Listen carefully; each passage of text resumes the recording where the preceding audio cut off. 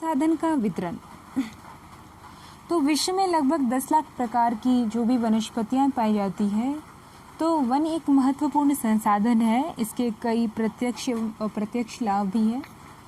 तो इसलिए पृथ्वी के विषुवतीय प्रदेशों में पाए जाने वाले घने वनों को पृथ्वी का फेफड़ा कहा जाता है, क्योंकि भारी मात्रा में कार्बन डाइऑक्साइड का अवशोषण एवं ऑक्सीजन का उत्सर्जन होता है यहाँ से।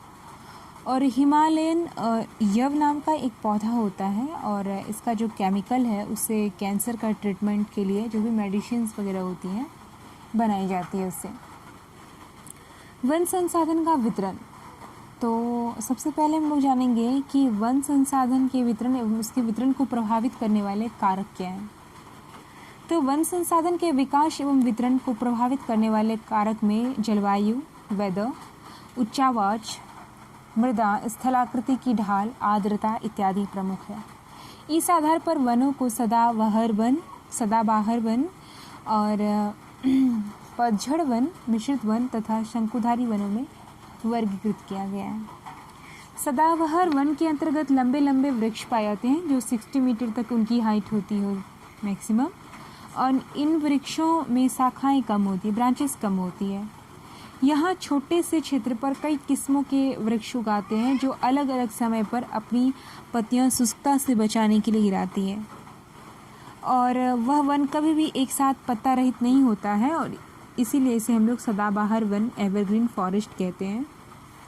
अमेजन जो साउथ अमेरिका में है, इन वनों को हम लोग सेल्वा कहते हैं। भारत में ऐसे वन पश्चिमी घाट के पश्चिम अंडमान निकोबार द्वीप समूह एवं उत्तरी पूर्वी राज्यों में भी पाया जाता है।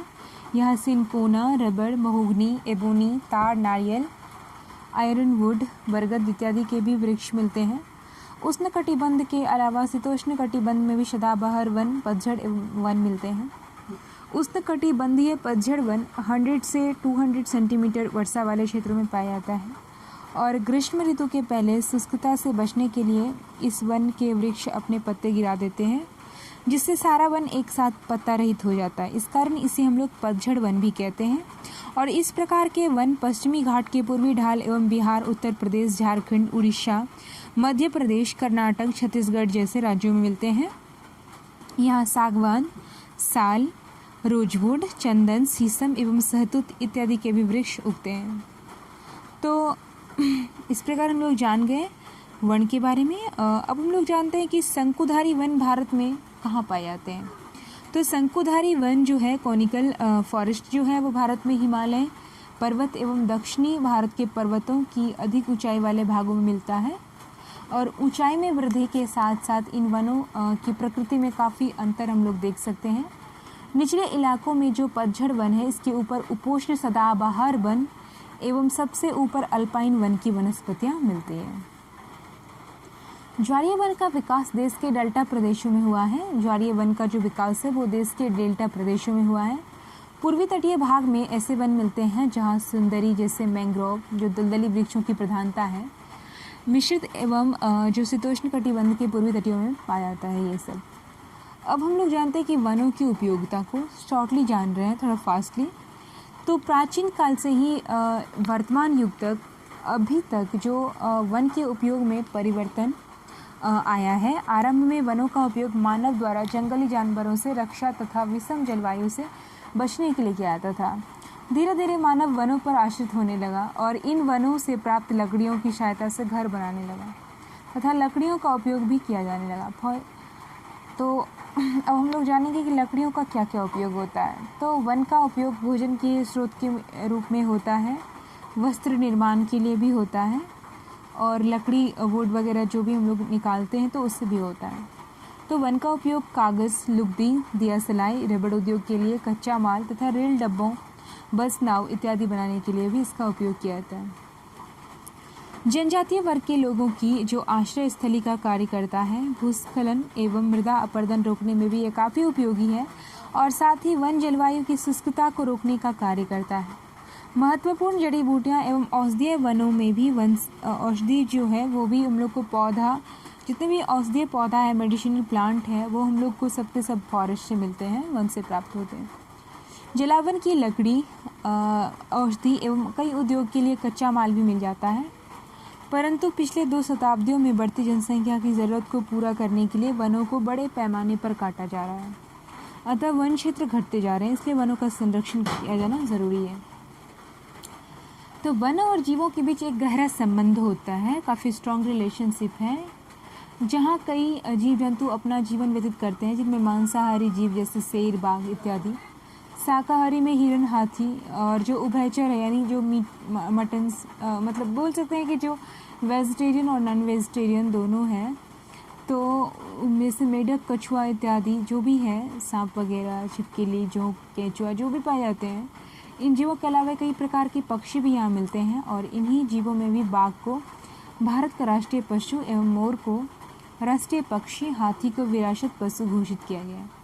लेकिन हम नियमित रूप से पेड़ों की कटाई करते जा रहे हैं तथा जानवरों का शिकार भी कर रहे हैं, तो इससे वन का जो भी परसेंटेज है और जो भी वाइल्ड लाइफ जो भी है यानी जो भी जंगली जीवों की संख्या है वो भी घटती जा रही है। तो इसकी सुरक्षा पर हमें ध्यान देना काफ़ी आवश्यक है। तो सरकार द्वारा वन एवं वन्यजीव के संरक्षण के लिए राष्ट्रीय तथा अंतर्राष्ट्रीय स्तर पर कई कार्यक्रम किए गए हैं। 1970 में biotechnical survey of India Calcutta तथा वन अनुसंधान संसाधन देहरादून द्वारा संकट में घिरे पादप प्रजातियों की एक सूची तैयार की गई, जिसे हम लोग रेड डाटा बुक कहते हैं। रेड डाटा बुक का मतलब हो गया कि जो भी संकट से घिरे जो भी प्लांट्स हैं या फिर एनिमल है, उसको मतलब उसका एक लिस्ट बना करके उसके ऊपर उसका कंजर्वेशन कैसे हो, उसकी प्रोडक्शन को कैसे बढ़ाया जाए, कैसे डेवलप किया जाए, तो इसके लिए हम लोग स्टडी करते हैं। इसको हम लोग रेड डाटा बुक कहते हैं।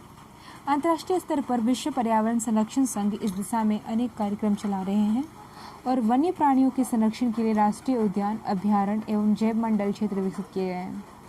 इस समय लगभग देश में 85 राष्ट्रीय उद्यान है, 448 अभयारण्य है, 16 जैव मंडल सुरक्षित क्षेत्र हैं।